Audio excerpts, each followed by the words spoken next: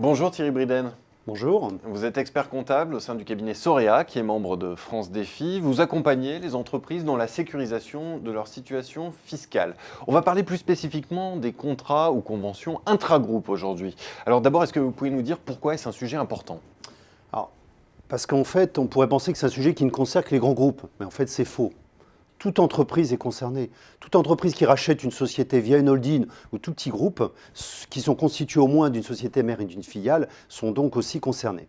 Donc ça peut être le cas d'une PME, TPE, d'un artisan ou d'une petite agence immobilière qui en rachèterait une autre. À quoi l'administration fiscale est-elle particulièrement attentive en cas de contrôle et quels sont les risques ? Alors, dans le cas d'une refacturation d'une prestation de la société mère à sa fille, l'administration fiscale peut considérer la prestation comme non justifiée. Et alors, elle requalifie la facturation comme une distribution fictive de dividendes.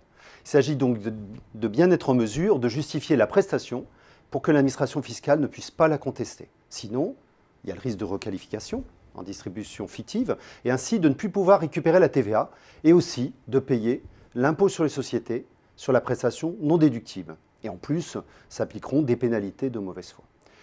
Alors, il y a d'autres risques supplémentaires. Il y a le risque que l'administration considère qu'il y a un acte anormal de gestion.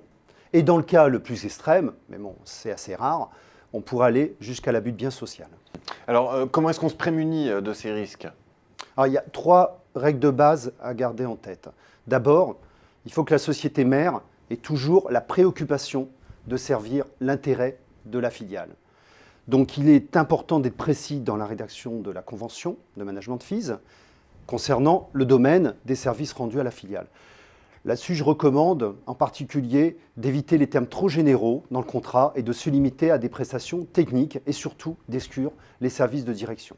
La deuxième règle, c'est de s'assurer que les prestations sont effectives, c'est-à-dire qu'elles correspondent à un service effectivement rendu. Il faut donc toujours garder en tête de ménager une preuve de la prestation si elle est demandée par l'administration. Et le troisième point, je recommande de porter une attention particulière à la rémunération des prestations en s'assurant que cette rémunération est bien proportionnelle au service réalisé. Et en cas de doute, qu'est-ce que vous préconisez ? Alors évidemment, avoir recours à un expert comptable.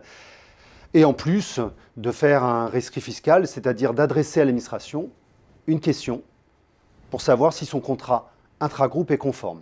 Je rappelle qu'en cas de non-réponse de l'administration, on estime que l'entreprise est alors dans son droit.